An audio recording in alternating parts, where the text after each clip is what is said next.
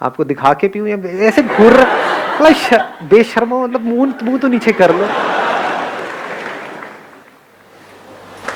पानी है? अरे दारू है, पानी से इतनी एनर्जी कहाँ आएगी? मेरा सर क्वेश्चन बहुत सिंपल सा है, वो सबकी प्रॉब्लम का एक ही क्वेश्चन है। सर खड़े हैं यहाँ पे, हम सब इनसे ही सुनने आए हैं, तो ये सारी प्रॉब्लम ये फेस करके बहुत आगे आ चुके हैं। तो एक कॉमन सा क्वेश्चन है जो मैं एग्री करता हूँ कि सब उस पर एग्री करेंगे कि आप इतनी एनर्जी लाते कहाँ से हैं? What is the source of your energy? कितने चाहते हैं ये हो आज के सेशन का टॉपिक? नहीं, सबको उठाना है। देखो भाई खुल्लम खुल्ला गुंडागर्दी हो रहे हैं यार। हमारे अंदर से ही एनर्जी निकलती चली जाए और उसके रुकने का कोई तरीका ना हो। जैसे एक है, अगर मैं एग्जांपल से बताऊं, ये लाइट्स हैं यहाँ पर, इन सब के स्विच है। स्विच किसी ने ऑन कर दिया, ऑफ कर दिया। ये स्विच किसके हाथ में है? दुनिया के हाथ में है। और मजे की बात क्या है, यहाँ पे एक लाइट का एक स्विच होता है। अगर आप उस लाइट की तरह हो तो आपके 100 स्विच हैं या 1000 स्विच हैं, जितने रिलेटिव्स हैं सबके हाथ में स्विच है। किसी ने भी एक स्विच दबाया, ऑफ हो गए। फिर ऑन होने के लिए क्या करते हो? मेरी वीडियोस देखते हो। सर कुछ ऐसा कर दो कि मजा आ जाए, अंदर तक सुरसुरी छूटे हमारे अंदर, तन बदन में। हाँ,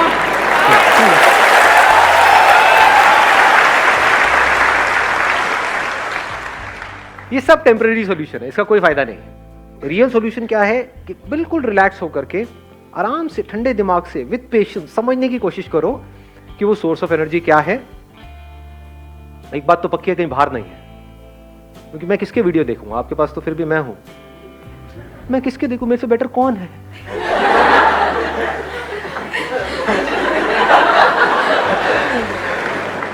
मेरा जो सोर्स है वो बाहर नहीं है, ये बात तो पक्की है।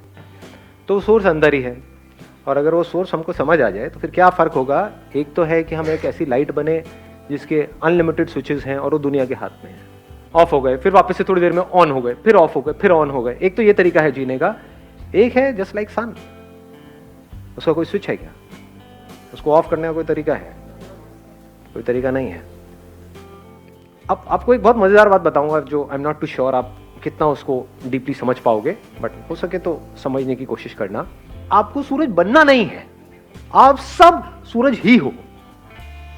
मतलब आप में, मुझ में और दुनिया के किसी भी इंसान में कोई फर्क नहीं है, रत्ती भर भी। और ये आप मेरी आंखों में देख सकते हो कि मैं सच बोल रहा हूं या is it just a pep talk. You understand what a pep talk is? Pep talk means कि भाई कोई बंदा परेशान है, उसको बोल रहे हैं नहीं नहीं सब ठीक हो जाएगा, सब ठीक हो जाएगा। जबकि हम खुद उस सिचुएशन में होंगे तो हमारी लगी बड़ी होगी। हाँ है, तो this is just a pep talk. किसी को बोलने के लिए कि कोई मर गया है, नहीं नहीं सब ठीक हो जाएगा, जो आया है वो जाएगा, तू जाने के लिए तैयार है? नहीं नहीं। It's not a pep talk. बहुत ही डीपर लेवल से आपको कुछ बोल रहा हूं, हो सके तो इस बात को अपने अंदर तक जाने दो। आपको सूरज बनना नहीं है, सूरज के जैसा बनना नहीं है, आप वो ही हो। अनलिमिटेड आपके अंदर एनर्जी भरी पड़ी है, अनलिमिटेड पोटेंशियल है, इन्फिनिट पॉसिबिलिटीज हैं। लेकिन सिर्फ अपने थॉट के लेवल पे आप छोटे होते चले जा रहे हो। एज किड्स आप सब में कितनी एनर्जी थी या नहीं थी? बहुत थी। कुछ फर्क पड़ता था? कभी किसी से लड़ाई हो गई, झगड़ा हो गया, ये हो गया, वो हो गया, मतलब चलते ही चले जाते थे। घर वाले इतना कहते थे मत तोड़ना मत तोड़ना, नहीं तोड़ ही देते थे। नहीं, सुनते थे किसी की? ना जी। मतलब कमाल की एनर्जी थी। तो अब वो क्या है ऐसा जो हमारी एनर्जी को खींच लेता है? मजे की बात क्या है, वो हम सबको पता है। जो दुखी है, डिप्रेस्ड है, एंशियस है, परेशान है, उसमें एनर्जी की कमी है। एनर्जी है भी तो नेगेटिव एनर्जी है, लड़ने मरने को तो तैयार है, बट उसको बोला जाए कोई कंस्ट्रक्टिव कहाँ है? नहीं नहीं। तो ये पॉजिटिव कंस्ट्रक्टिव एनर्जी हमारे अंदर से कहां से आती है? क्रिएटिव एनर्जी हमारे अंदर कहां से आती है? जब माइंड पूरी तरह से रिलैक्स्ड होता है, माइंड पूरी तरह से एक जगह पर लगा हुआ होता है, उसमें हजार चीजें नहीं घूम रही होती है। नहीं तो हमारी ब्रेन की ऐसी हालत हो जाती है जैसे कोई कंप्यूटर हैंग हुआ पड़ा है। मोबाइल में आपने ऐप्स बहुत सारी डाउनलोड कर ली है, तो भैया अब टाइम आ गया फैक्ट्री सेटिंग्स को समझने का। समझे? बच्चे फैक्ट्री सेटिंग्स पे हैं, इसीलिए उनमें पूरी एनर्जी है। और इसका सोल्यूशन क्या है? अब आपको वापस से बच्चे के जैसा बनना है इस दुनिया के बावजूद। ये दुनिया जो बड़ों की दुनिया है, बड़े मतलब महामूर्ख जो अपने आप को बड़ा समझते हैं।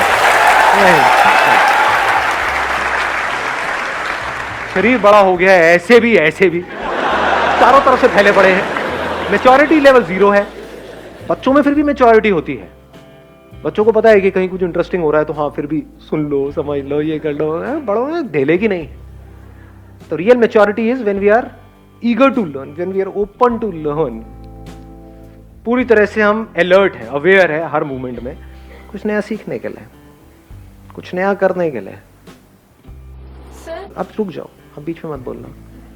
सुन रहे हो मैं क्या कह रहा हूँ? सुनना इज इंपॉर्टेंट, बोलना इज नॉट इंपॉर्टेंट। आपके अगर 1000 क्वेश्चंस हैं, अगर उन सबके भी मैंने जवाब दे दिए ना, हर एक के 1000, लाखों नए क्वेश्चंस खड़े हो जाएंगे। समझने की कोशिश करो कहाँ से क्या बोल रहा हूँ। जब भी हम परेशान होते हैं हमारी एनर्जी कम होती है, जब हम परेशान नहीं होते हमारी एनर्जी अच्छी होती है, कमाल की होती है।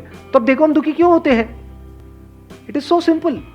नंबर 1, हमको जो चीजें चाहिए सरवाइव करने के लिए और वो हमारे पास में नहीं होती है तो हम दुखी होते हैं। वो चीजें कहां से आती है? पैसे से। तो पैसे की वजह से हम दुखी होते हैं? डेफिनेटली होते हैं। कभी ये मत कह देना कि नहीं होते हैं। फंस जाओगे, उल्टे सीधे चक्रों में पड़ जाओगे, उल्टे सीधे बाबाओं के पास जाकर के धक्के खाओगे, उल्टी सीधी तरह की मेडिटेशंस करोगे। मेरा माइंड स्टेबल क्यों नहीं रहता है? भैया तेरी जेब में पैसा नहीं है, पहले पैसा कमा जाएगा। It is so obvious. समझ गए? तो सबसे पहला स्टेप क्या है? आपके पास एटलीस्ट इतना पैसा होना चाहिए कि आपको अपने सर्वाइवल की टेंशन ना हो। इसमें कौन आपको बताएगा? मैं बताऊंगा? कोई और बताएगा? वो आपको खुद ही फिगर आउट करना है कि आपकी जो पर्सनालिटी है उसके हिसाब से क्या आप कर सकते हो जहां से एटलीस्ट आप फाइनेंशियली इंडिपेंडेंट हो जाओ। This is 1। दूसरा, हम दुखी कब होते हैं? जब हम जितना कमा रहे होते हैं उससे ज्यादा हमारे खर्चे होते हैं नहीं होते हैं? ये सुनने में बड़ा सिंपल सा लग रहा है, बट ये क्रेडिट कार्ड्स और ये वो ले लेते हैं, धीरे धीरे थोड़ा थोड़ा करके दे देंगे। थोड़ा थोड़ा क्या होता है? तो शुरू में एटलीस्ट आप इतना कर सकते हो कि शुरू में गाड़ी लेनी है, ये लेना है, वो लेना है, डाउन पेमेंट पे लेना है, चक्कर ही खत्म। नहीं है डाउन पेमेंट के पैसे, मत लो। ये अगर इतनी बेसिक सी भी बात आपको समझ आ रही है तो प्रेशर रिलीज हो गया आपके ऊपर से, बहुत मेजर प्रेशर रिलीज हो गया। हाँ, दुनिया को दिखाने के लिए, अपने अंदर ही अंदर कुछ भी कहानियां बनाने के लिए ना, समझे? अपने अंदर ही अंदर हम कुछ भी कहानियां बना लेते हैं कि नहीं नहीं ये तो मुझे चाहिए ही, इसके बिना तो मेरी लाइफ चल ही नहीं सकती, बाइक से मुझे गाड़ी लेनी ही पड़ेगी। और ले ली, उसके बाद में आपके बॉस ने आपकी ले ली। समझे? होता है नहीं होता है? आपको इतनी अकल होनी चाहिए कि मेरे पास में जितना पैसा है मेरे खर्चे उससे हमेशा ही कम रहे, अगर आपको बिना टेंशन के जीना है तो। ये आ गया दूसरा। तीसरा, हम दुखी क्यों होते हैं? कभी सोचा है क्यों होते हैं हम दुखी? कंपैरिजंस करते हैं। जब भी अपने आप को किसी से भी कंपेयर करते हैं तो हमारे ऊपर प्रेशर क्रिएट होता है। इस दुख को आप प्रेशर बोल सकते हो। और जिसके ऊपर जितना ज्यादा प्रेशर है, अभी जैसे आपको बोला जाए भागने के लिए और आपके पीछे मैंने 50 किलो का एक बैग टांग दिया, कहूंगा भागो, और एक है कोई बैग ही नहीं है, कोई बैगेज नहीं है, किस केस में ज्यादा तेज भागोगे? ऑब्वियस है ना, ये बात है, बोलने की जरूरत है। तो अपने अंदर झांक करके देखो कितना प्रेशर है। अभी हम क्या कर रहे हैं? लिस्ट बना रहे हैं किस वजह से प्रेशर क्रिएट होता है। नंबर 1 पैसे की कमी से, नंबर 2 खर्चे ज्यादा होने की वजह से, नंबर 3 अपने आप को कंपेयर करने की वजह से। चाहे आप किसी से भी कंपेयर करो, प्रेशर क्रिएट हो जाएगा। और प्रेशर ये मत समझना कि सिर्फ जब आप अपने आप को किसी ऐसे बंदे से कंपेयर करते हो जो आपसे ऊपर है तब आपके ऊपर प्रेशर क्रिएट होता है। कोई बंदा आपसे नीचे है, उससे भी अपने आप को कंपेयर करते हो तो प्रेशर क्रिएट होता है अंकल। क्यों? क्योंकि अब आपकी वॉट लगेगी ये सोच करके ही कि अगर वापस से मुझे उस लेवल पर डाल दिया तो पता नहीं क्या हो जाएगा। आपके ऊपर प्रेशर क्रिएट होगा कि वो बंदा मेरे से आगे निकल गया तो पता नहीं क्या होगा, इसने मेरी कुर्सी ले ली तो पता नहीं क्या होगा। ये सब प्रेशर्स है, ये आपकी एनर्जी को खत्म करते चले जाएंगे। अपने आप को अपने दोस्तों से कंपेयर करो, ये करो, वो करो। तो comparison of any kind is pressure. ये तब आप समझ सकते हो जब बड़े रिलैक्स होकर के अपनी ब्रेन को आप ऑब्जर्व करते हो। जब आप बोलते हो मैं टॉपर हूं, तो क्या होता है? क्या प्रेशर सिर्फ उस पर क्रिएट होता है जो बॉटम पे है, या टॉपर पे भी क्रिएट होता है? समझ आ रही है मेरी बात है? तो इतनी हमारे अंदर अकल होनी चाहिए, हमको आगे बढ़ने के लिए लाइफ में अपने आप को किसी से कंपेयर करने की जरूरत नहीं है। अपने पोटेंशियल को पहचानना है, उसके हिसाब से आगे बढ़ना है। किसी के जैसा नहीं बनना है, चाहे वो कोई भी हो, कोई भी फन्ने खाओ, उसके जैसा नहीं बनना है, अपने जैसा बनना है। और बताओ, और प्रेशर किस वजह से क्रिएट होता है? एक्सपेक्टेशंस। अब एक्सपेक्टेशंस क्या है? सिर्फ एक लाइन में बोलूंगा जिसमें आपकी सारी एक्सपेक्टेशंस कवर हो जाएगी। ये जो दुनिया है जैसी है मुझे पसंद नहीं है, मैं चाहता हूं ये ऐसी हो जाए, यही तो है एक्सपेक्टेशंस। और क्या है? और जब भी आप इस तरह से एक्ट करते हो, यानी कि कोशिश करते हो उनको बदलने की, तो अगर वो बदल भी गए तब भी आप हारने वाले हो इस रास्ते पे चल करके। क्यों? क्योंकि आपकी साइकी में क्या बैठेगा, आपके सबकॉन्शियस में क्या बैठेगा कि मैं बदल सकता हूं। अगर मैं इसकी एक हैबिट बदल सकता हूं, जैसे फॉर एग्जांपल जो हस्बैंड वाइफ है उनकी प्रॉब्लम की शुरुआत कहां से होती है? हस्बैंड कुछ बोलता है अपनी वाइफ को करने के लिए कि तुम्हें करना ही पड़ेगा, मान लो पल्लू करना ही पड़ेगा, वो कहती है चलो कोई बात नहीं, एक ही तो बात है, कर देती हूं ना। उसने पल्लू किया, अब आपको क्या लगता है वो हस्बैंड वहीं पे रुक जाएगा? वो क्या कहेगा? अब तुम्हें रोज सुबह उठ करके पैर भी छूने होंगे, रोज सुबह उठ करके मेरी आरती भी करनी होगी, रात को मेरे पैर भी दबाने होंगे। फिर एक दिन ऐसा आएगा वो गला दबा देगी अपना। अब इसमें नुकसान किसका हो रहा है? ध्यान से समझना, क्या सिर्फ उस लड़की का हो रहा है या इसका भी हो रहा है, लड़के का भी? ये देखने के लिए बड़ी समझ चाहिए। इसका भी हो रहा है, क्योंकि जब अलग होंगे तो दोनों को दुख होगा ना।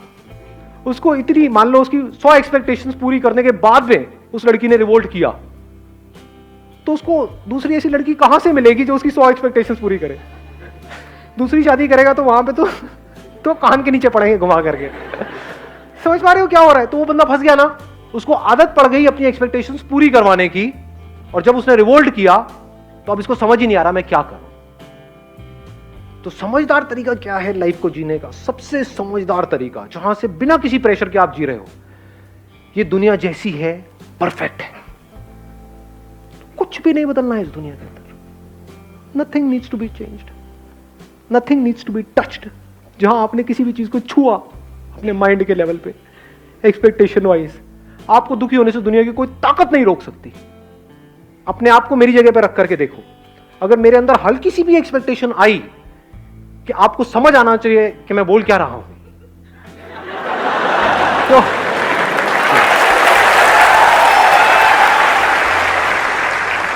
तो मुझे पागल होने से कोई नहीं रोक सकता। मुझे पता ढेले का समझ नहीं आना आप में से किसी को कुछ, सब ऊपर से जाने वाला है।